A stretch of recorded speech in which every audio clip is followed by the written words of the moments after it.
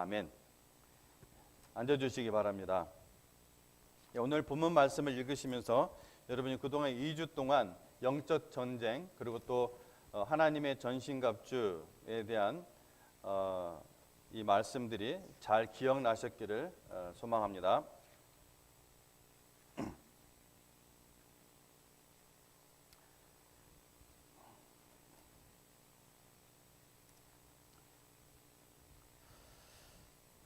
오늘은 우리가 하나님의 전신갑주 중에서 첫 번째로 언급된 진리의 띠에 대한 말씀을 나누도록 하겠습니다. 하나님의 진리로 허리를 동이라는 것이죠.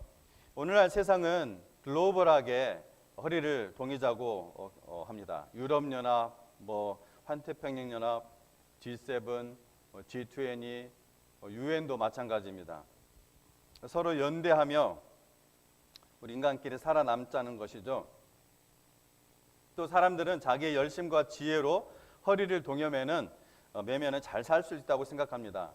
그러나 그 모든 것은 좋은 시도지만은 또 좋은 취지지만은 그것이 하나님의 진리와 상관없이 허리를 묶는 그 모든 연합은 다 부패하게 되어 있고 모든 인간적인 열심도 결국은 하나님의 심판 자리 앞에 다 서게 될 것입니다. 우리 그리스도인들은 무엇으로 허리를 동이고 있는지, 나 자신이 무엇으로 허리를 동이고 있는지, 그리고 그런 연합들이 이 세상에 있는 많은 그러한 연합들이 무엇으로 허리를 동이고 있는지 분별할 줄 알아야 됩니다. 특히 참과 거짓이 교묘하게 섞여 있어서 분별할 수 없도록 만드는 이 시대에 그래서 많은 사람들을 호도하고 많은 사람들을 죄의 길로 자기도 모르게 자기가 선한 길로 가고 있다고 생각하는데 그것이 신앙의 삶인 양 살아가고 있는데 그것이 사실은 아닌데 분별할 줄 몰라서 그렇게 가고 있는 사람들이 이 시대에 얼마나 많은지 여러분 많은 미디어를 통해서도 여러분이 스스로 경험하실 줄로 압니다. 우리가 이 시대에 얼마나 분별력이 필요한지. 자, 그럼 우리가 어떻게 분별할 수 있는가? 어떻게 우리가 그런 것을 분별할 수 있는가? 진리로 허리를 띠는 것이 무엇인지 알면은 우리가 그런 것을 분별할 수 있는 것입니다. 이사야서 8장 9절에서 10절 말씀입니다. 너희 민족들아 함성을 질러 보아라. 그러나 끝내 패망하리라. 너희 먼 나라 백성들아 들을지니라. 너희 허리를 동이라. 그러나 끝내 패망하리라. 너희의 허리에 띠를 띠라. 그러나 끝내 패망하리라. 그러나 너희는 함께 계획하라. 그러나 끝내 이루지 못하리라. 말을 해봐라. 끝내 시행되지 못하리라. 이는 하나님이 우리와 함께 계심이니라. 세상의 모든 연합 그리고 하나님의 진리에 띠와 상관없는 개인적인 모든 끈띠 떼어버라 이거예요. 허리를 동여봐라. 끝내 패망하리라. 허리에 띠를 띠라. 끝내 패망할 것이다. 하나님께서 챌린지적인 그런 아주 강력한 수사적인 그런 표현을 이사야서가 하고 있는 것입니다. 여러 민족들이 허리를 동이고 허리에 띠를 띠고 무언가 계획을 하지만 끝내 패망하리라고 합니다. 오직 하나님의 진리로 허리띠를 매라고 성경은 말씀하고 있는 것입니다. 성경은 무엇이 진리라고 말하는가? 하나님의 말씀 또 예수 그리스도입니다. 즉 하나님 말씀이 곧 예수 그리스도시죠. 자, 예수 그리스도가 곧 진리라는 말씀입니다. 자, 이 말씀이 무슨 말인가? 자, 성경은 무엇이라고 먼저 진리라고 하는가? 하나님 아버지의 말씀이 진리라고 성경은 기록을 하고 있죠. 예수님께서는 마지막 기도, 예수님이 십자가에 달려 돌아가시기 전에 제자들을 위해서 기도하실 때 요한복음 17장 17절 말씀에서 그런 말씀하십죠. 그들을 진리로 거룩하게 하옵소서. 그 다음에 아버지의 말씀은 진리니이다. 무엇이 진리라고요? 아버지의 말씀, 즉 성경 말씀, 하나님의 말씀이 진리입니다. 아멘. 그런데 성경은 또 누가 진리라고 하는가? 바로 예수 그리스도. 여러분이 너무나 잘 아시는 말씀이 있죠. 내가 곧 길이요 진리요 생명이니 나로 말미암자는 아버지께로 올 자가 없느니라. 예수님이 뭐라고 하셨습니까? 스스로 자신의 신성을 드러내시면서 내가 곧 길이요 진리요 생명이니 예수님이 진리인 것입니다. 이 놀라운 비밀을 사도 요한은 요한복음에서 아주 장엄하게 그리고 아주 오묘하게 설명을 하고 있죠. 요한복음 1장 1절 말씀에서 태초에 말씀이 계시니라. 이 말씀이 하나님과 함께 계시니 이 말씀은 곧 하나님이라. 독특한 말씀이죠. 태초에 말씀이 계시니라. 이 말씀이 누구와 함께 계셨다고요? 하나님과 함께 계셨는데 또 이 말씀이 뭐라고요? 이 말씀은 곧 하나님이라. 그러면서 1장 1절부터 쭉 이 말씀에 대해서 설명을 하면서 1장 14절 말씀에서 사도 요한이 이렇게 얘기합니다. 말씀이 육신이 되어 우리 가운데 거하심에 우리가 그 영광을 보니 이 말씀이 뭐라고요? 우리가 그 영광을 보니 아버지의 독생자의 영광이요 은혜와 진리가 충만하더라. 자, 1장 1절에서 말씀이 하나님이라고 했고, 근데 이 말씀이 하나님 한 다음에 1장 14절에서는 뭐라고 했어요? 이 말씀이 육신이 되어 우리 가운데, 우리가 누구예요? 바로 사도 요한을 비롯한 예수님의 제자들, 그 제자들 가운데 계셨어요. 보고 만졌어요. 같이 먹었어요. 아버지의 독생자의 영광이요 은혜와 진리가 충만하더라. 즉 무슨 말입니까? 태초에 계신 그 말씀이 육신이 되신 분이 바로 아들 하나님 예수 그리스도라는 것입니다. 그러므로 진리란 하나님의 말씀이요 또한 예수 그리스도라는 것입니다. 이것을 여러분 제가 강단에서도 여러 번 말씀드렸지만 또 여러분도 여러 번 들으셨겠지만 여러분이 이것을 설명하고 증거하실 수 있을 때까지 여러분이 계속해서 들으셔야 됩니다. 우리는 이 놀라운 진리를 증거하도록 우리가 먼저 부르심 받았고 구원받은 것입니다. 그 사실을 우리가 망각해서는 안 되는 것입니다. 그렇다면 하나님의 진리는 이 세상의 진리와 어떻게 질적으로 근본적으로 다른가? 세상에도 진리가 있다고 많은 얘기를 하죠. 예, 진리 하나님이 펼쳐놓은 진리가 있기는 합니다. 진리에 대해서 알 수는 있죠. 그러면은 이 세상 사람들의 진리, 그 세상의 진리는 어떻게 질적으로 근본적으로 다른가? 하나님의 그 진리의 속성에 대해서 오늘은 세 가지만 살펴보도록 하겠습니다. 왜 우리가 이걸 하고 있습니까? 하나님께서 진리의 허리띠로 띠를 동이라고 했기 때문에 우리가 무엇이 진리인지 먼저 알아야 그 띠로 띠를 띠지 않겠습니까? 알아도 정확하게 알아야 증거할 수 있을 때까지 여러분이 그 삶 속에서 살아갈 때까지. 자, 하나님의 진리의 속성 첫 번째, 하나님의 진리는 영원합니다. 절대적입니다. 세상은 특히 이 다윈의 진화론이 들어온 시기와 맞물려서 진리는 상대적인 것이라고 가르칩니다. 제가 살던 시대도 제가 지금도 살고 있지만은 제가 어린 시절 학교에서 교육받고 그런 시절 말하는 것입니다. 어렸을 때. 제가 살던 그러한 학창 시절에도 그런 경향이 있었지만 지금 이 시대는 당연히 매우 심각해졌죠.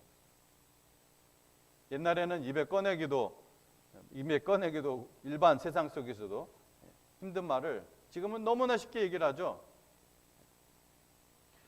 동성애는 선호도의 문제지 죄의 문제가 아니라는 것입니다. 맞는 말, 그럴싸한 말 같잖아요. 동성애는 선호도의 문제지 프레퍼런스의 문제지 죄가 아니다. 성경 분명히 죄라가 나오거든요. 옛날에 사람들은 그런 개념 속에 있었는데 지금 바뀐 거예요. 상대적이라는 거예요. 여러분 만약 그 말이 진리라면은 동성애뿐만 아니라 다른 것도 다 마찬가지예요. 왜 동성애만 갖고 죄라고 합니까? 그 사람들이 그러면은 소아성애자. 요즘 이거 갖고 좀 문제가 많죠. 그 정치하는 몇몇 사람들 그리고 셀레브리티들 소아성애자. 입에 담기도 참 더럽고 추잡하지만 동물성애자. 심지어 시체성애자. 이런 사람들도 선호도의 문제이기 때문에 죄라고 하면 안 됩니다. 그 사람들은. 왜 그건 죄예요? 왜 그것은 더럽습니까? 왜 그것은 악합니까? 그것이 선호도의 문제라면은 왜 그것은 죄예요? 소아성애자, 동물성애자, 시체성애자 그런 입장에서는 그 사람들의 선호도 문제이지 그게 성과학의 문제가 아닌 거예요. 그렇지 않습니까? 자기 모순에 빠지는 거예요. 만약 그것을 죄라고 하면. 제가 여기 클리블랜드에 올라올 때 6년 전에만 해도 LBGT까지 있었어요. LBGT, 레즈비언, 게이, 그다음에 바이섹슈얼, 트랜스젠더. 근데 올라오자마자 바로 뭐가 붙어 있냐면은 Q가 붙어 있더라고요. Q가 뭔지 아시죠? Cure 혹은 questionable 정의에 들어가 보면 그렇게 나옵니다. questionable은 뭐예요? 지금 말씀드린 그런 것들이에요. 앞으로 무엇이든지 자기 성의 정체감에 대해서 모든 것들에 대해서 다 열려 있다는 거예요. 소아성애자, 동물성애자, 지체성애자 다 퀘셔너블. 예, 다 열려 있어요. 여러분, 죄가 이런 것입니다. 악이 이런 거예요. 절대적 진리가 없으면은 절대적인 선도 없고 절대적인 악도 없습니다. 선과 악도 시대와 문화와 상황에 따라 상대적인 것이 절대적 진리가 없다는 거예요. 자, 유대인을 학살한 히틀러를 보고서도 식인 습관을 가진 사람들을 보고서도 진리는 상대적이라고 믿는 사람은, 그것이 진리라고 믿는 사람은 그 사람들을 결코 죄라고 말해서는 안 됩니다. 그리고 안 해요. 또 그렇게 요즘 대학생들 얘기하면 그렇게 안 하는, 그게 죄가 아니라는 거예요. 그게 악이 아니라는 거예요. 왜요? 그건 차별이기 때문에. 차별이라는 거 그렇게 합니다. 얼마나 자기 모순에 악한, 아주 사악한 인간의 속성을 가지고 있습니까? 이 상대적 진리와 그 뿌리인 그 진화론, 이 진화론의 사상으로 만연된 오늘날 학교에 다니는 여러분의 자녀를 어렸을 때부터 성경으로 계속해서 훈육하지 않으면은, 절대적 진리로 가르쳐주지 않으면은 이런 마귀적인 궤변에 빠지게 만드는 것입니다. 결국 그러다가 여러분 머리가 커져서 대학교 딱 들어가면 여러분 말 절대로 안 듣습니다. 그 마귀적 궤변에 빠져서 그런 마귀적인 삶을 살게 됩니다. 여러분이 도저히 이제는 말로서는 이길 수 없는 상대가 돼요. 이미 그렇게 된 분도 있을지 모르겠어요. 자녀와 그런 쪽으로는 도저히 대화가 안 되는. 여러분, 진리는 영원한 것입니다. 절대적인 것입니다. 변하지 않습니다. 히브리서 13장 8절 말씀에 뭐라고 했습니까? 예수 그리스도는 어제나 오늘이나 영원토록 동일하시니라. 예수 그리스도가 뭐라고 했어요? 말씀. 그 말씀이 뭐예요? 말씀이 어제나 오늘이나 영원토록 동일하다, 절대적이다, 변하지 않는다. 그게 진리예요. 시편 119편 60절 말씀에도 주의 말씀의 강령은 진리이오니 주의 의로운 모든 규례들은 영원하리이다. 이것이 세상의 진리와 근본적으로 다른 것입니다. 아멘. 절대적 진리의 기준이 뭐라고요? 그 기준이 뭐라고요? 오직 예수 그리스도, 하나님의 말씀, 성경입니다. 다 같은 말이죠. 자, 이것을 한 예를 들면은 이것이 얼마나 중요한지 알 수 있습니다. 독일의 히틀러가 나치당, 그러니까 국가사회주의 노동당, 나치당, 그것을 만들어서 수많은 사람들을 학살을 했죠. 결국에는 유대인만 600만 명, 그리고 그 외 유럽 사람들 500만 명, 총 이 기록으로 남은 것만 1100만 명. 그 짧은 기간 동안에 1100만 명의 목숨이 다 잃었습니다. 그 목숨이 다 날아갔어요. 근데 이 목숨을 걸고 이것을 저지했던, 저거 신학적으로 동질성을 가지고 있지는 않지만 이 보네트포 같은 분, 참 존경스러운 분이죠. 이 보네트포 같은 그러한 교회 지도자도 있었지만 이 독일에, 그 당시에 독일에 이 마귀적인 학살에 독일에 있는 많은, 사실은 거의 대부분의 교회가 히틀러를 동조를 했습니다. 무서운 사실이에요. 이유가 무엇입니까? 이유가 뭐예요? 그들은 히틀러가 그리스도처럼 생각을 했어요.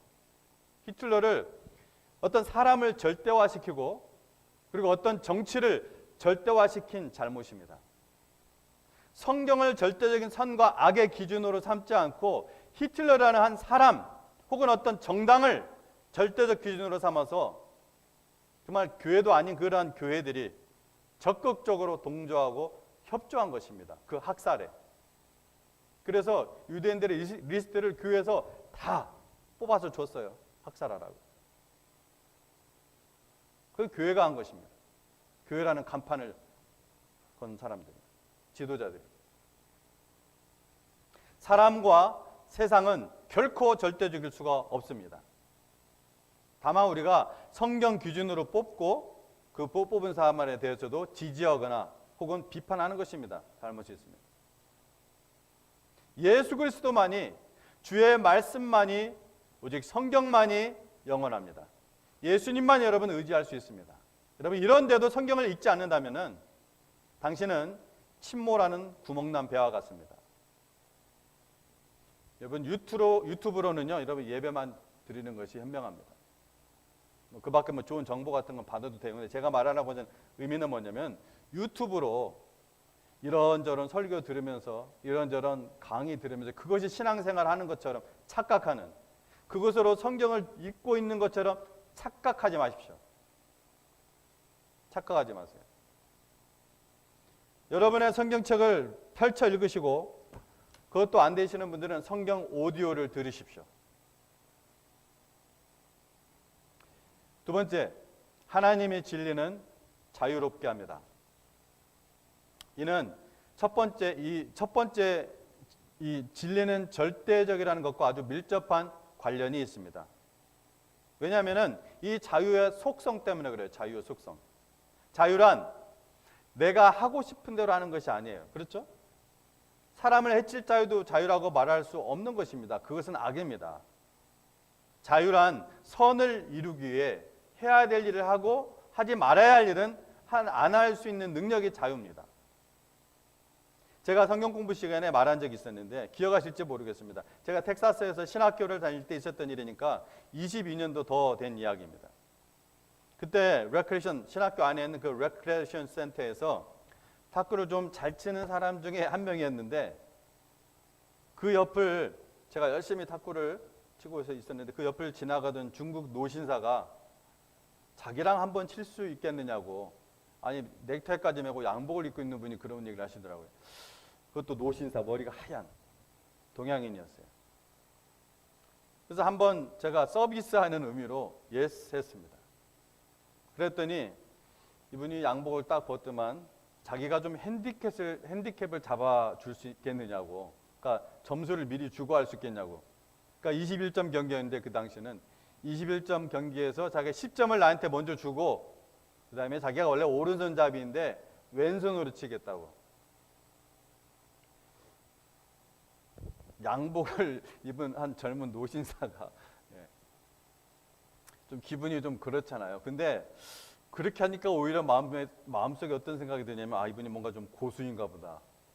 뭔가 좀 느낌이 이상하잖아요. 그런 분이 그렇게 먼저 얘기를 꺼내니까 먼저 좀 고수 같은 느낌이 들어서 일단 쳐봐야 될 것 같아가지고 그렇게 하자고 제가 했습니다. 근데 결과는 제가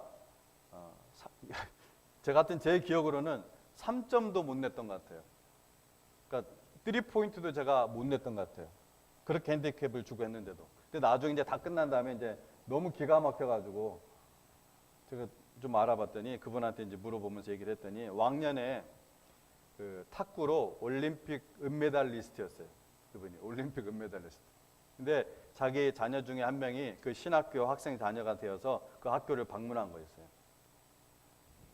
이분은 탁구를 쳤는데 제가 못 치기도 하지만 그분에 비해서는 게임도 안 되니까, 이분은 자기가 공을 넣고 싶은 대로 넣는 거예요. 길게, 짧게, 옆으로, 구석으로. 자기가 넣고 싶은 대로 다 넣어요. 스핀을 넣고 싶으면 스핀을 넣고, 브레이크를 걸고 싶으면 브레이크를 걸고, 정말 그야말로 자유자재로 능력자였어요. 여러분, 그것이 자유입니다. 여러분, 자유롭게 저도 친다고 해서 탁구공을 막 네트에다가 막 치고 허공에다 치고 땅바닥에 내려친다고 해서 그게 자유입니까? 그건 자유가 아니죠. 그것이 자유가 아니라는 것은 하나님께서 인간에게 주신 상식 아닙니까? 자유란 악을 대항하여 싸울 수 있는 능력입니다. 자유란 인간을 속박한 그러한 탐욕과 인간의 죄악으로부터의 해방입니다.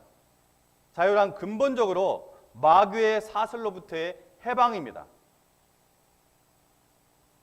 그래서 요한복음 8장 32절 말씀에 진리를 알지니 진리가 너희를 자유케 하리라 말씀하셨던 것입니다. 예수님께서. 무엇이 자유케 한다고요? 진리가. 그래서 그 진리를 알아야 된다.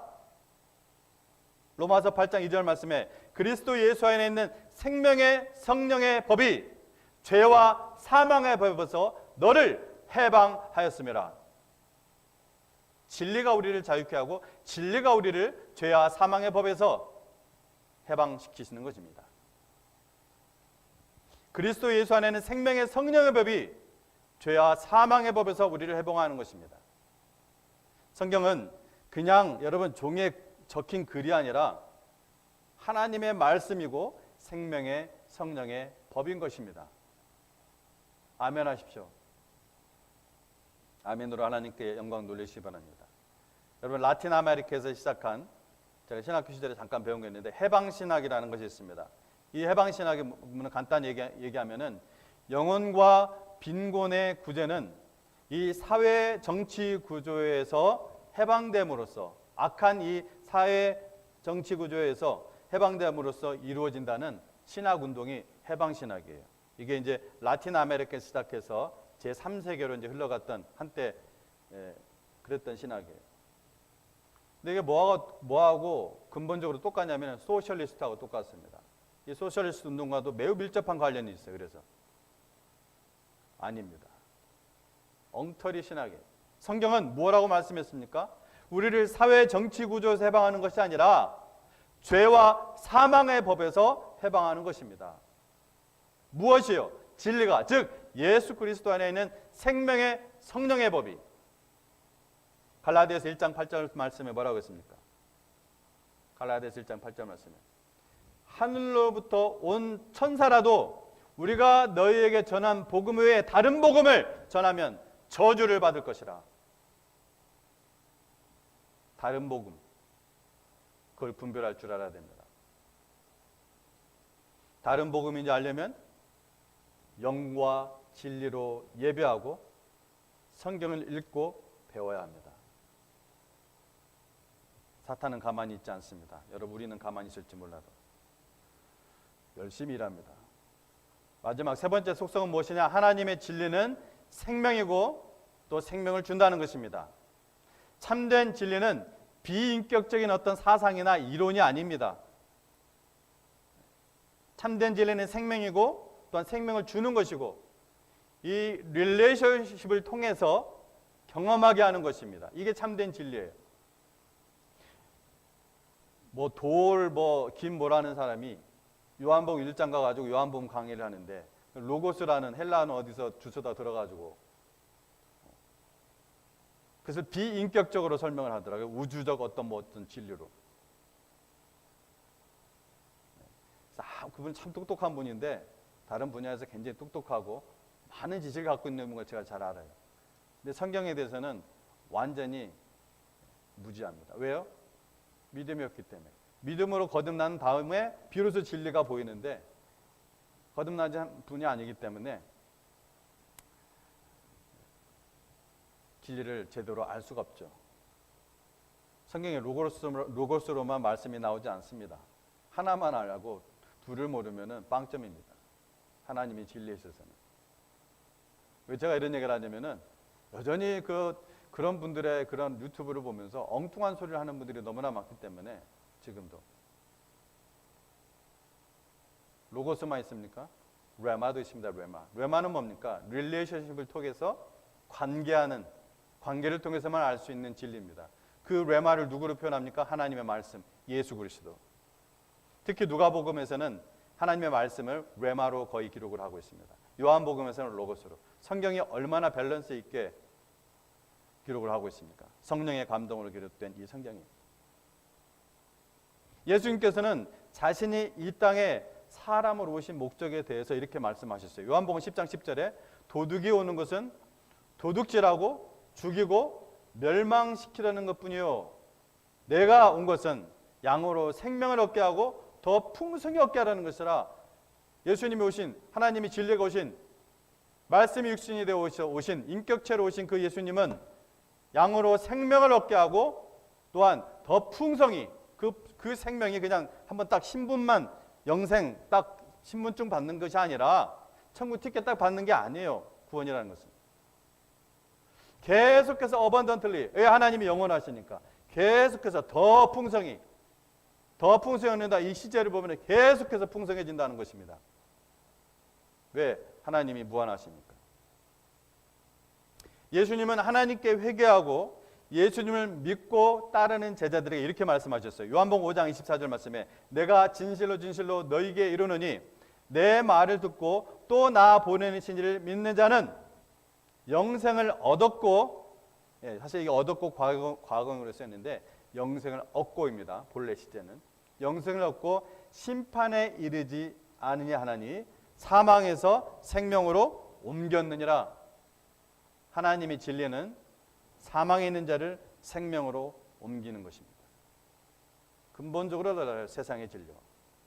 또 예수님께서는 사탄에게 시험 받으실 때 이런 말씀으로 사탄을 굴복시키셨죠. 사람이 떡으로만 살 것이 아니요 하나님의 입에서 나오는 모든 말씀으로 살 것이니라. 즉 하나님의 진리는 우리를 구원하실 뿐만 아니라 구원받은 후 천국으로 들어갈 때까지 하나님의 백성으로서 살아갈 때 필요한 모든 자원을 주시는 그 진리라는 것입니다. 모든 자원이에요. 그것을 이스라엘 백성들이 40년 동안 광야에서 경험케 하셨던 것입니다. 우리가 죄를 짓고 하나님께 불순종하도록 열심히 일하는 이 사탄과 그 사탄의 하수인들인 이 타락한 천사들의 비참한 최후 운명에 대해서 계시록은 이렇게 기록합니다. 요한계시록 20장 10절 말씀에 또 그들을 미혹하는 마귀가 불과 유황못에 던져지니 거기는 그 짐승과 거짓 선지자도 있어 세세토록 밤낮 괴로움을 받으리라. 죽음이 끝이 아니에요. 불신자들도 세세토록 밤낮 괴로움을 받으리라. 그리고 진리 안에서 산 자들, 하나님의 말씀을 듣고 믿고 따른 자들과 땅에 있는 동안 구원받지 못한 자들의 그 최후에 대해서 명확하게 말씀합니다. 애매하게 철학적으로 얘기 안 해요. 성경은 아주 분명하게 얘기합니다. 요한계시록 20장 12절 말씀에 또 내가 보니 죽은 자들이 큰 자나 작은 자나 그 보좌 앞에 서 있는데 책들이 펴 있고, 두 종류의 책이 나와요. 책들이 펴 있고 and another book, 또 다른 책이 펴졌으니 이 책은 뭔 책이에요? 곧 생명책이라. 곧 죽은 자들이 자기 행위를 따라 책들에 기록된 대로 심판을 받으니 누구든지 이 생명책에 두 종류의 책이 있다고 했죠. 책들과 또 다른 생명책, 이 생명책, 요한계시록 20장 12절부터 쭉 내려오면 15절 말씀에 누구든지 이 생명책에 기록되지 못한 자는 불못에 던지우더라. 아까 그 불못이 어떤 불못이었어요? 사람이 죽지도 못하고 왜? 영혼은 죽지 않거든요. 영혼은 멸절되지 않습니다. 세세토록 밤낮 괴로움을 받으리라. 하나님이 심판해서 그렇게 된 것이 아니라 이미 우리는 죽은 상태잖아요. 영적으로. 태어나면서부터 우리는 하나님을 거부하고 거절하고 불순종하고 태어나잖아요. 그 상태에서 우리가 어느 날 복음을 듣고 구원받는 거예요. 구원받지 못하면 그 상태로 그냥 심판, 영원한 불못, 그 심판으로 들어갈 수밖에 없는 것입니다. 그래서 구원받아야 된다는 거예요.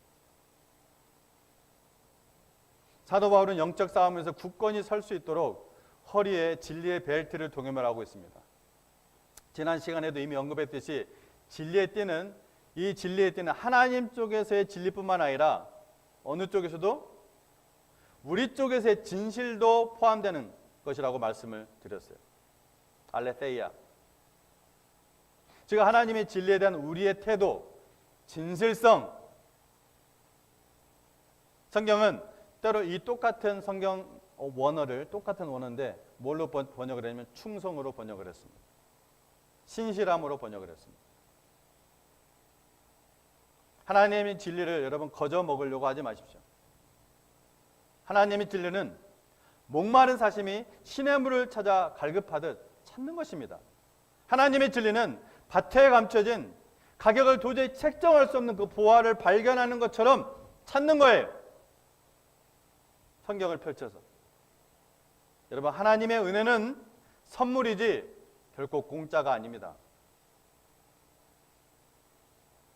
선물을 준비한 분, 이 선물을 준비하신 하나님은 하늘의 그 영광을 다 버리고 여인의 몸속에서 10개월 동안 계시다가 아기로 사시다가 또 지혜와 키도 자라가시는 그런 경험도 하시고 온갖 육신의 연약함을 다 공감하시고 결국은 십자가에서 죽으셨습니다. 그게 공짜입니까?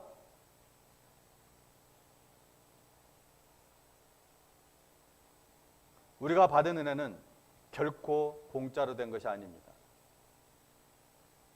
도둑놈 심보가 되어서는 진리를 발견할 수가 없습니다. 하나님의 진리를 그렇게 헛되게 하지 마시기 바랍니다. 성경을 읽으십시오. 제 말은 무슨 얘기냐? 성경을 읽으시라는 거예요. 예배 드리십시오. 영과 진리로. 그 진리가 뭐라고요? 하나님의 진리와 나의 진실성, 성실성, 충성이 같이 얘기되는 것입니다.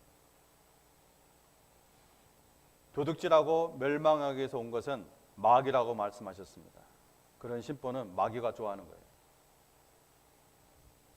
천국에서의 영원한 생명뿐만 아니라 이 땅에서의 영생의 삶에 대한 진리는 오직 믿음, 순종, 충성된 자들에게만 주어집니다. 하나님은 여러분 공의롭고 공평하십니다. 정확하십니다. 이 땅에서 우리가 그 모든 것들을 체험하지 못한다면 여러분 천국에서는 더 많은 것들로 하나님 나라에서 그 보상이 있는 것입니다. 그게 믿음입니다. 말씀을 마무리하면서 오늘 본문 14절에 나오는 단어 하나를 주목하기 원합니다. 14절. 성경을 보세요. 14절. 그런즉 서서 진리로 너희 허리띠를 띠고 의의 흉배를 붙이고. 다시요. 그런즉 서서 진리로 너희 허리띠를 띠고 의의 흉배를 붙이고. 자, 이 구절은 성경 원어로 읽으면은 그런 쪽으로 시작하는 것이 아니라 서서라는 단어로, 서다, 이 단어로 시작을 합니다. 스탠드, 서다. 근데 이 한국어 성경으로 읽으면은 좀 느낌이 잘 전달되지 않습니다. 내용은 전달되는데 느낌이 확실하게 잘 전달되지 않아요. 왜냐하면은 이 구절은 이 서다라는 단어의 이 명령어로 시작합니다. 명령어. 그러니까 그 명령어 중에서도 여러분 아우리스트 명령어, 헬라어 문법 중에 아우리스트 명령어. 이것도 제가 사실 죄송하지만 여러 번 말씀을 드렸죠. 아우리스트. 딴 건 얘기 안 하고 이것만 얘기합니다. 제가. 저도 모르기 때문에. 그것도 유명한 학자들이, 언어 헬라어 학자들이 해놓은 거 보고 하는 겁니다. 저는 다만 그런 것들을 읽고 연구하고 발견하는 것 뿐입니다. 이 서다라는 단어가 명령어 중에서도 아우리스트 명령어로 시작하는데 무슨 말이냐면 아우리스트 명령어라는 것은 아주 단호하고 매우 강력한 명령어라는 거예요. 아우리스트 명령어라는 것은 아주 단호하고 매우 강력한 명령어. 스탠드 혹은 스탠드 펌.